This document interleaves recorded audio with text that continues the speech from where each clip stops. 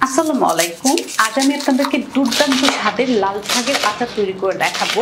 অনেকেই কিন্তু নামটা শুনে অবাক হয়ে যাচ্ছেন যে লাল শাক দিয়ে কিভাবে আচারটা তৈরি করা যায় আর এটা খেতে কেমন হবে। বিশ্বাস করেন একদিন বাসায় তৈরি করলে কিন্তু বারবার তৈরি করে খেতে ইচ্ছা করবে। তাহলে ভিডিওটি শুরু থেকে শেষ পর্যন্ত দেখতে থাকুন। লাল শাকের আচার তৈরি করার জন্য বাজার থেকে আমি এক আটি লাল শাক নিয়ে এসেছি। এখন যেটা করব, একটা ছুরির সাহায্যে শাকটাকে কেটে বেছে রেডি করে নিচ্ছি। এই অংশটাকে আমি বাদ দিয়ে দিচ্ছি আর শাকগুলোকে ভালো করে বেছে নিচ্ছি। কেটে বেছে ভালোভাবে ধুয়ে আমি একটা ঝাঁঝরির মধ্যে নিয়ে নিলাম।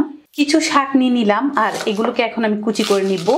যার যেভাবে সুবিধা ওইভাবে কিন্তু শাকগুলোকে কেটে নিতে পারেন। সবগুলো শাক আমি এভাবে কুচি করে নিব। সবগুলো শাক আমি এভাবে কুচি করে নিলাম আর এই শাকগুলোকে আমি আবারও ভালোভাবে ধুয়ে নিব, কারণ শাকের মধ্যে কিন্তু অনেক রকমের ময়লা থাকে। তো আমি এগুলোকে আরেকবার ধুয়ে নিচ্ছি। শাকটাকে ধুয়ে পানি ঝরতে রেখে দিয়েছিলাম। এই ফাঁকে আচারের জন্য আমি একটা বাটি নিয়ে নিলাম আর এই বাটির মধ্যে দুইটা ছোট সাইজের তেঁতুলের বল নিয়ে নিচ্ছি। তারপর হাফ কাপ পানি দিয়ে তেঁতুলের বলগুলোকে ভিজিয়ে দিচ্ছি। হাতের সাহায্যে তেঁতুলটাকে পানির সাথে এভাবে একটু চটকিয়ে নিব। এখন এটাকে ভেজার জন্য একটা সাইডে রেখে দিচ্ছি। চুলার মধ্যে আমি একটা প্যান বসিয়ে দিলাম আর এই প্যানের মধ্যে 1 টেবিল চামচ পরিমাণ সরিষার তেল দিয়ে দিব। তারপর ধুয়ে রাখা লাল শাকগুলো দিয়ে দিচ্ছি। পানিটা ছড়ানোর জন্য কিন্তু লাল শাকটাকে আমি অনেকক্ষণ রেখে দিয়েছিলাম। প্যাতুলা দিয়ে নেড়ে শাকটাকে আমি কিছুক্ষণ এভাবেই ভেজে নিচ্ছি। 3-4 মিনিট চুলার আঁচ বাড়িয়ে তারপর শাকটাকে আমি ভেজে নিলাম। আচ্ছা, শাকটা যখনই ভাজবেন ঢাকনা দিয়ে কিন্তু ঢাকবেন না। ঢাকলে কি হবে, শাক থেকে কিন্তু আরো বেশি করে পানি বের হবে। ঢাকনা ছাড়াই কিন্তু শাকটাকে ভেজে নিতে হবে। এই যে শাকটা কিন্তু আমাদের ভাজা হয়ে গিয়েছে। এখন আমি চুলা থেকে নামিয়ে এটাকে ঠান্ডা হওয়ার জন্য দিব। আর দেখুন পুরোপুরি কিন্তু পানিটা শুকিয়ে গিয়েছে। যে শাকের মধ্যে এক্সট্রা পানিটা ছিল। চুলার মধ্যে আমি আরেকটি কড়াই বসিয়ে দিলাম আর এই কড়াইয়ের মধ্যে 1 টেবিল চামচ পরিমাণ পাঁচফোড়ন দিয়ে দিচ্ছি। চুলা আঁচটা একদম লোতে আছে আর এই লো আছে আমি পাঁচফোড়নগুলোকে কিছুক্ষণ ভেজে নিচ্ছি। কিছুক্ষণ পাঁচফোড়নগুলোকে আমি এভাবেই ভেজে নিলাম। এখন আমি এগুলোকে নামিয়ে নিচ্ছি। ভেজে রাখা পাঁচফোড়নগুলো এখন এই পাটার মধ্যে আমি দিয়ে দিব। এখন এই পাঁচফোড়নগুলো আমি বেটে নিচ্ছি। পাঁচফোড়নটাকে আমি গুঁড়া করে নিলাম। এই যে দেখুন কেমন গুঁড়া হবে। এখন আমি পাটা থেকে পাঁচফোড়নের গুঁড়াটাকে নামিয়ে নিব।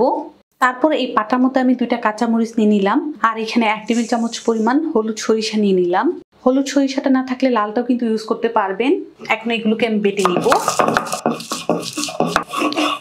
সরিষা আর কাঁচামরিচটাকে আমি বেটে নিয়েছি। এখন এই পাটাটাকে নিয়ে নিব। ভেজে রাখা লাল শাকটাকে এখন আমি এই পাটার মধ্যে নিয়ে নিচ্ছি। আর শাকটা কিন্তু ঠান্ডা হয়ে গিয়েছে। ঠান্ডা হওয়ার পরে কিন্তু এটাকে বেটে নিতে হবে। ভেজে রাখা সম্পূর্ণ শাকটাকেই আমি বেটে নিলাম। এখন এই শাকটাকে নিয়ে নিব। যে তেঁতুলটাকে ভিজিয়ে রেখে দিয়েছিলাম এটাকে এখন আমি আবারও ভালো করে হাত দিয়ে চটকিয়ে নিব।